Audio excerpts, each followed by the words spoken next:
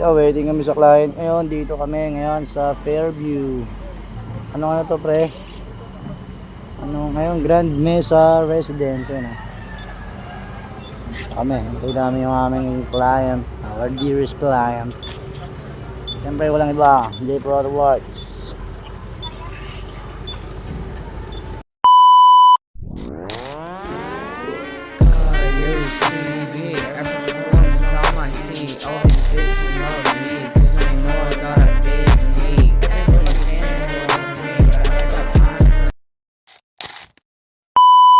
Dito na kami, oh. Gagawin namin na yun, oh. Yun, award. Gagawin natin yung glass detailing tayo. Ayun natin si client. Yun. Medyo bago-bago pa itong condo. Kasi sobrang ano side. Medyo mahirapan tayo rito. It's madilas. Pero kaya-kaya naman. Ito sa inyo yung sugat ng kanyang ng kanyang salamin. Sobrang lala. Hindi mo lamang kung ni Scotch Brite o ginamita ng matalas na bagay itong kanyang salamin. Tingnan mo kung makakapag-drive ka pa nito sa ganitong sitwasyon. Iba hindi. Oh. Ayan na. Para makakapag-drive yan sa bugil-liwanag, hindi mo na makikita, makakabangga ka pa ng tao. Pero kung gusto nyo magpalinis ng salamin, mag-message lang sa amin. Huwag nyo nang tipirin ang inyong pera. Huwag nyo nang tipirin, yan o. Kita nyo naman.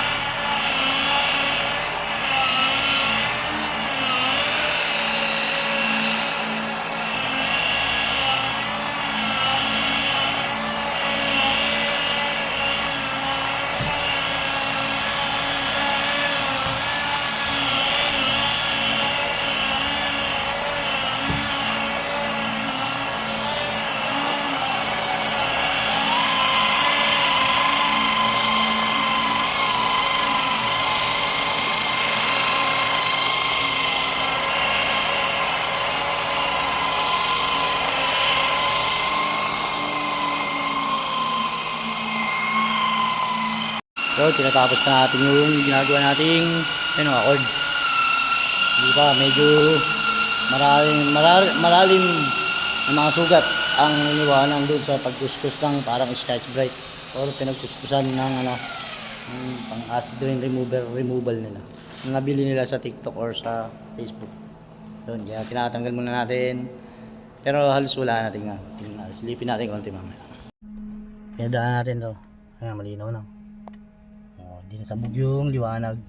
Kaya medyo madumi lang. Kaya ganyan. Pero maganda na. Ito, dito malinaw na rin. Diba? Bumili muna ako ng tubig sa labas kasi kasi nasa basement 1 kami. Mainit. Pero mas mainit dun kila Kuya Jay Cuenca. Kasi halos basement 5 yun eh. Sobrang init daw, walang hangin. Dito kahit pa paano medyo makaliwalas pa. Kaya pa.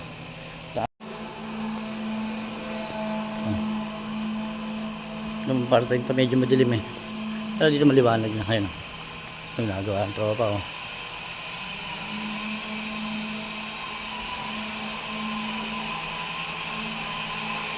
Oh, kita nyo naman, diba? Oh, wait. Pahinga mo na. Maraming pa oras. Diba? Linaw-linaw na. Dito kami sa basement. Alright. Bali nasira yung isang pads natin. Yung ginagamit ng ating kasama, si Mark. Yung gagamitan na lang natin siya ng maliit. Ito siguro. Ayos na yan. Yung ating pads na maliit. Natin. Yun. At malaki yung hole nya. M16. Ito. Ito gagamitin natin para dun sa finishing na ng ating salamin. Kasi tapos na tayo sa left side nun. Kaya Mark na lang medyo malala. Kaya ito natin kasi nasira yung isa. Yung isa bumigay. Wala oh, may magagamit oh. Ito gagawin natin ito.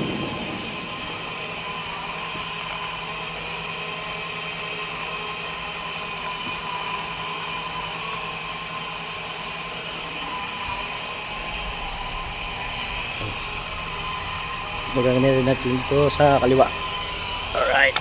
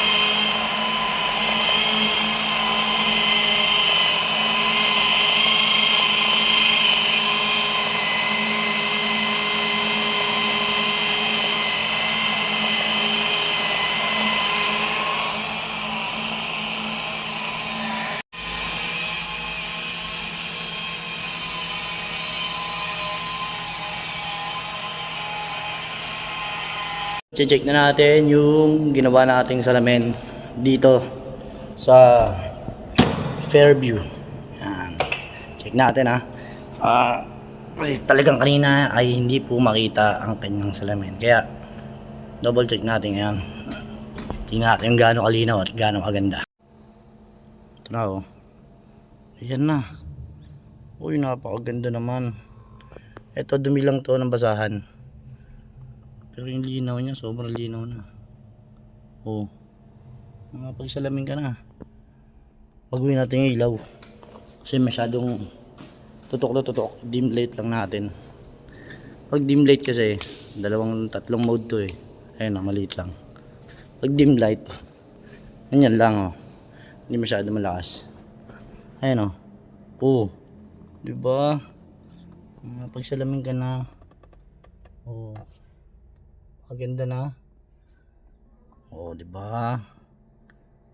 Oh. Ito wala to, ano to? Dumi lang to. Tapos sobrang dami niya kasing gas-gas. May matitirang konti. Siguro yun na lang yung pinaka mga malalalim na lang siguro. Ito wala to, dumi to. Mga dumi lang yan sa taas. Ito, hindi pa natin napupunasan yung harapan, di ba? Gusto mong pagawa sa amin, punta lang kayo sa aming page, sa aming J Pro Auto Works, at sa aming YouTube channel. Yan, manood kayo palagi sa amin, supportan nyo sana ang aming video. At pwede kayong magtanong sa amin dito sa YouTube, pwede kayong mag-message at pumunta kayo sa aming Facebook page. Mas maganda ron kasi mas dali kami kontakin doon. Paano? Kita-kits tayo sa susunod na episode. Peace out! Yun, napakaganda oh. Napakaganda, napakalinaw na. Hindi katulad kanina, talagang halos di mo maintindihan kung salamin pa ba. Yun oh, paganda. Yeah. Diba? Paliwalas.